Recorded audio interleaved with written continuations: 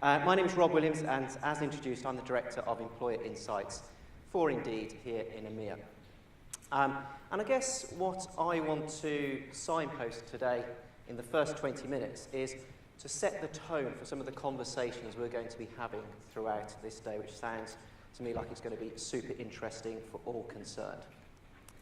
So, this is us. As human beings, we've existed for approximately 200,000 years. But the notion and concept of work, as we would recognise it today, has really only existed for 3,000 or 4,000 years.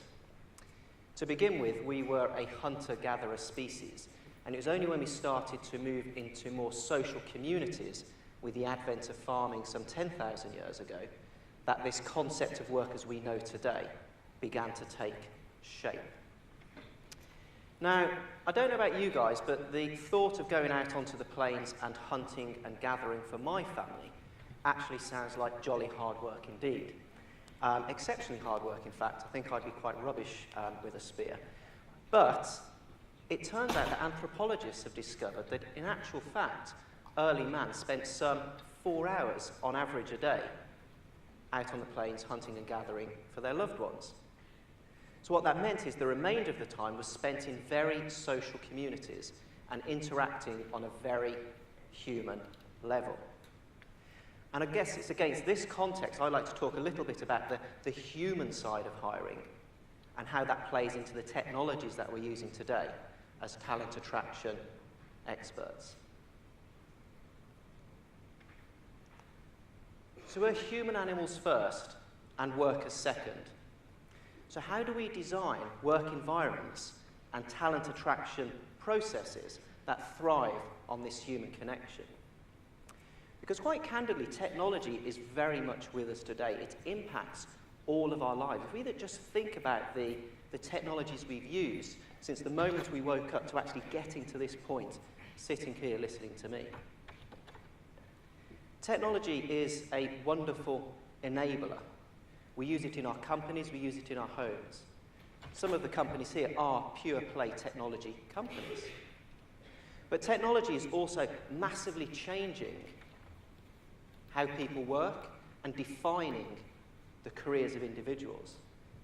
And so as talent attraction professionals, we have a job that, has already been alluded to, is super complex and super hard, but is getting ever more complicated as we look to find those individuals that not only have those skill sets that work in our companies today with the technologies we're using, but can also adapt within our companies and use the technologies that we don't even know we'll be using tomorrow.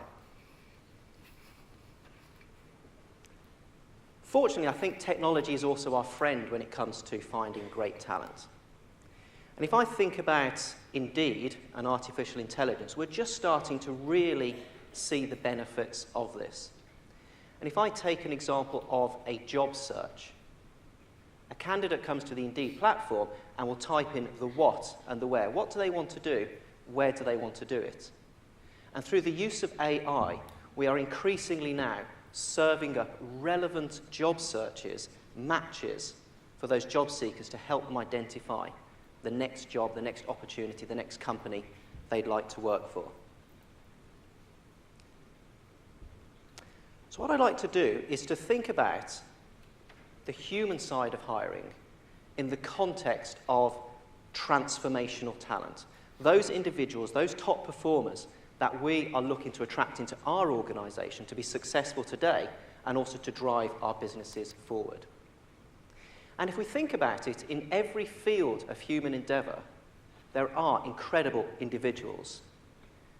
Whether it's someone who is at the top of their game intellectually, such as Bobby Fischer, Grandmaster of Chess, someone who designs wonderful buildings such as the Aquatic Centre at London's Olympic Village, or perhaps someone who writes stories that resonate both with the young and the old and have translated to the silver screen so perfectly. Or it could be something more physical like Dennis, who currently holds the world record for the marathon. But is there such a thing as innate talent? The obvious answer is yes. But the closer psychologists look at the careers of the gifted, the smaller role innate talent seems to play. and the bigger role preparation seems to play. I guess what Malcolm Gladwell is saying is that certainly individuals are born with skills, but increasingly it's how those skills are used throughout their career which defines them as top performers. But we wanted to know indeed, what do, if anything, transformational talent, those top performers, have in common? Are there any attributes that we can identify to help us as a recruitment fraternity find those sort of individuals? Could it be luck, timing, innate ability, or is it more effort and perseverance? So we asked 4,000 hiring managers across Europe this question. Think about the most impressive top performer you've worked with at your current company or a previous organisation, and what is the number one attribute this person exemplified? Now, we got a number of responses, as you can imagine, but we managed to distill them down into these 5 core attributes, which were very consistent across Europe. And that was kind of the fascinating thing about this project. We were interviewing hiring managers across Europe, the US, and Asia Pacific, and the consistency was striking. There was differences for sure, but the consistency was there in these 5 leading attributes: problem solving, passion, strategic thinking, ownership, and self-direction. And just briefly touching on one of these, problem solving is not just simply being given something and asked to solve the problem. Rather, these are the individuals that look at the status quo and think, this isn't quite working as well as it could be. There is an issue here. And they actively go out to find a solution to that problem. But is there a particular combination of these attributes that makes certain people so transformational within our organisations? Is it perhaps a bias towards action, that of passion, ownership, and self-direction? Or could it be, rather, it's the experience and the capability to learn to do things differently which defines these individuals? Put simply, is it effort or experience that allows top performers to stand out? It turns out, actually, it's a combination of the two. It's effort and experience that these hiring managers were looking for in the top talent they were trying to attract to their businesses. So, in speaking to a number of employers, they told us they were always looking for top talent, and I'm sure everyone in this room is also looking for those game-changing individuals to join their organisation. But it's also important to think about what is the impact that transformational talent can have on our workplaces. So we asked a number of companies that very question. Starting with Bain & Co., which is a global consultancy firm, they told us that their high performers were 4 times more productive on average than an average consultant. We asked GE the same question, yet they told us that their top performers were 10 times more productive than the average employee. We then spoke to a couple of technology companies, and Apple told us that their employees, on average, their top performers were fully 25 times more productive than an average Apple employee. But the most surprising answer of all came from Google. Google told us that their top coders were fully 300 times more effective than the average coder within Google. And this is why these companies are looking to find the very best of the best when it comes to technology graduates. But who's correct in this? Is it 4 or is it 300 times? Well, candidly, they may all be right, because it really depends where we as organisations draw our line on what top talent looks like. So this is an example of a company. We've made it super simple. This company has 100 employees to keep the maths simple. And so we wanted to look at, based on different cohorts of experience and skills, what impact do those individuals or groups of individuals have on a business's output? Let's start with the bottom 10%. The bottom 10%, we're told, is on average responsible for 0% of output. Indeed, some might argue that some of these individuals actually detract from output. Perhaps think of some of our colleagues that have made those blunders, those mistakes, which has cost our company dear. Put it another way, if we take this 10% of people away from our organisation, there will be no discernible impact on the day-to-day running of that organisation or the output that company has. And I'm sure we can all think of people in our previous careers who may have fallen into this particular bucket. The next 85% I think is super interesting, because without this particular cohort, our companies simply would not exist. These are the folks that get the product out the door. These are the folks that provide that excellent customer service. These are the folks that bring in those sales week after week, month after month, year after year. These are the people we need to look after and ensure we retain within our business. But then when we look at the next 4% of the workforce, this is where we start to now identify top performers. Because the next 4% of the workforce is responsible for 16% of the output, which is 5 times that of the average worker in the average company.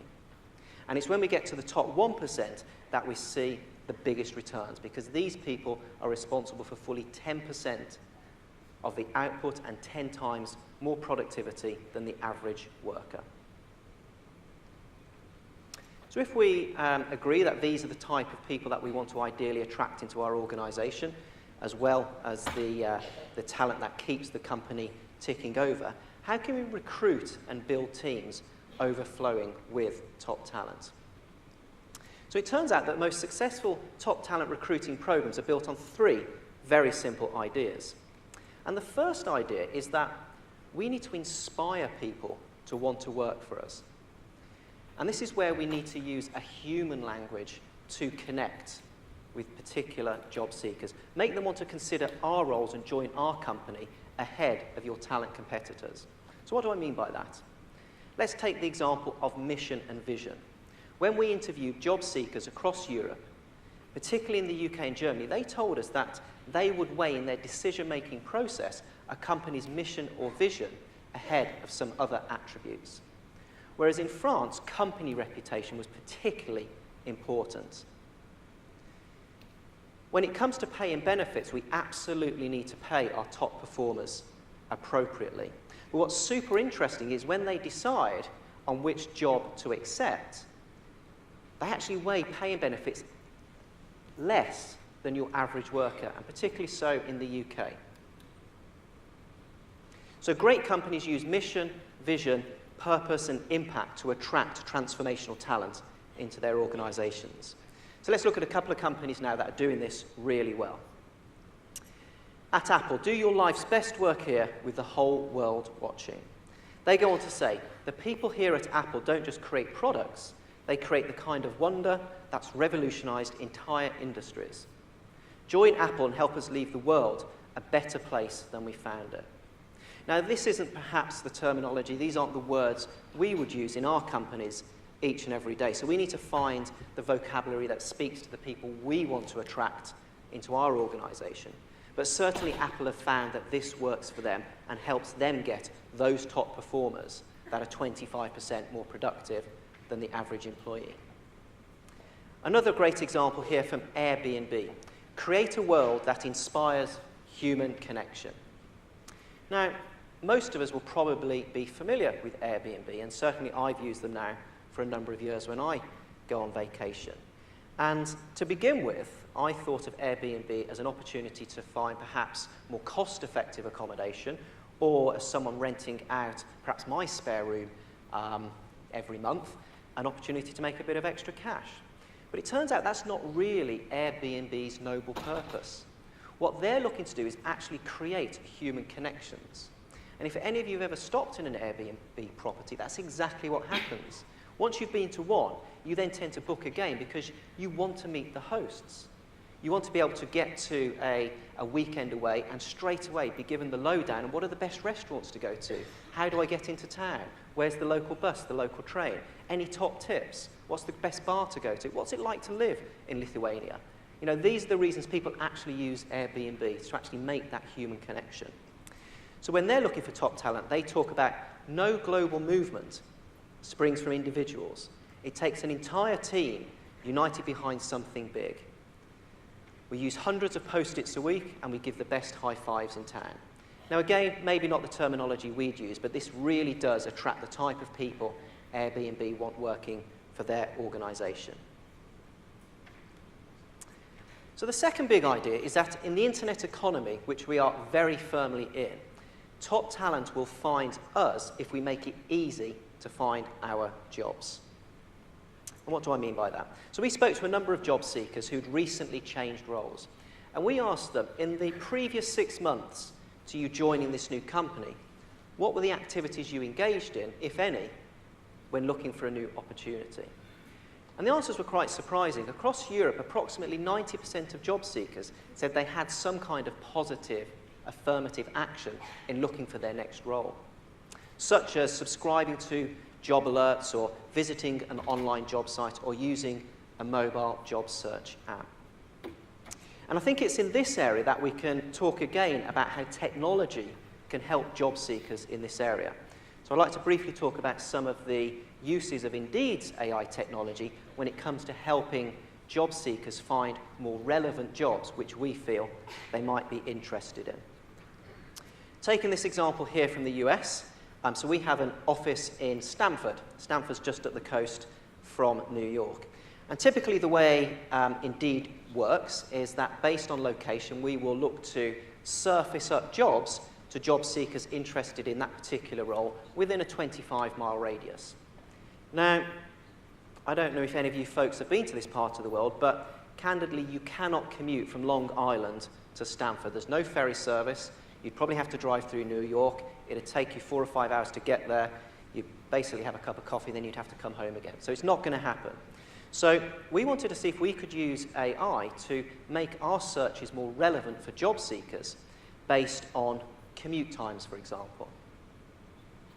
So what we did is we actually looked at job seeker behaviour and what we call click-through rates. So we would see a job seeker search for a human resources manager in Stamford. We would surface up a number of results on the homepage, and then based on that job seeker interaction, we'd see whether those job seekers clicked through to learn more about that job. And for those of you who haven't used Indeed, you get a very small snippet on the search results page as to what that job is, what it is, where it is, briefly what it's about. And so what we can see is for those job seekers that, based on a location, aren't clicking through to a particular job, indicates that maybe the location might have some challenges. And it turned out that was exactly the case.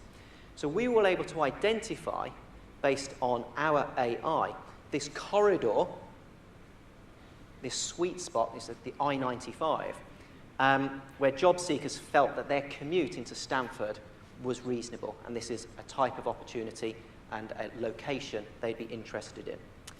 Whereas on Long Island and to the west of Massachusetts, the commute was just a little bit too challenging. So what we were finding is job seekers were self-deselecting themselves from looking at that job any further, which means for candidates coming onto our platform, we can weight up those opportunities where we feel that there is a reasonable commute, and we can weight down those opportunities where we feel candidates will find that more of a challenge. But what was surprising and super interesting is it also identified other hotspots outside of that 25-mile radius. So if you look down in the bottom left-hand corner of the screen there, you can see a little blue dot, and that's actually Manhattan Island. Because there's a train that takes you from Grand Central to Stamford on a reasonably regular basis, which takes just over 45 minutes. So again, that indicated that job seekers were interested in opportunities in Stamford, even though they were searching for Manhattan Island. The third idea is that we can make it easy for top talent to get through our door. We need to remove the friction from the application process. This is our visualization of a recruitment funnel. And I'm confident that in all of your recruitment funnels, there are some great candidates that are already in there. The biggest issue, however, that we've identified is that companies are accidentally eliminating top talent too early from the recruitment process. And candidly, this is with clunky online application forms, predominantly. So our recruitment funnels look a little bit more like this. Candidates are dropping out at the start of the process. And the challenge is it's more likely that your top talent, your transformational talent, is going to take themselves out of that process. Because quite simply, they have options. We need to make it easy for them to move through the process. Based on our data, we found that for every minute you add to an online application process, approximately 4% of candidates will drop out. So we wanted to try and put this into context, so we spent some time looking at the apply processes of thousands of companies across Europe. Fortunately, we found some really good examples of application processes, online application processes, that took less than a minute to apply. Conversely, we found some really bad examples too. Indeed, some of the companies we looked at had an apply process of over 35 minutes. Now, my maths is not amazing, but if we're losing 4% of our candidates for every minute, and we're one of these companies with a 35-minute apply process, that's not a lot of candidates making it through. So where do we go from here? Let's talk about matching for a moment. How can we match candidates to job opportunities, to job offers? So at Indeed, we have a vision that based on the right quantity, quality, and relevancy of data, and we're collecting some 24 terabytes of data on job search activity around the world. We believe we're going to be in a position in the not too distant future where a job seeker can simply push a button and we can surface up to them a handful of suitable job offers. And genuinely, this is something that we're deploying our technologists on, a problem for them to solve. But of course, even if I present a job offer to you, and even if it's the perfect job offer, whether I accept it or not as a job seeker is based on much more than that. It's really based on those human connections that I have with that organisation. It's based on the conversations I've had with the recruiter, conversations I've had with the hiring manager. It's also the impression I get from the whole ecosystem that surrounds that company. And that's why company reviews are so important, as job seekers are increasingly basing their decisions on whether to apply or accept an offer from a company based on what other people, other job seekers, other employees are saying about that organisation. So what I think technology gives us back, it gives us back time. It gives the job seeker back time, and it gives the company back time. And we can use that time to make those all-important human connections, which we talked about at the start of the presentation, is kind of hardwired into our DNA. We are a community-based species. Walt Disney is a colourful, and some might say controversial, character, but he's certainly a person from history that I admire. And he says you can dream, create, design, and build the most wonderful place in the world, but it requires people to make that dream a reality. Thank you very much.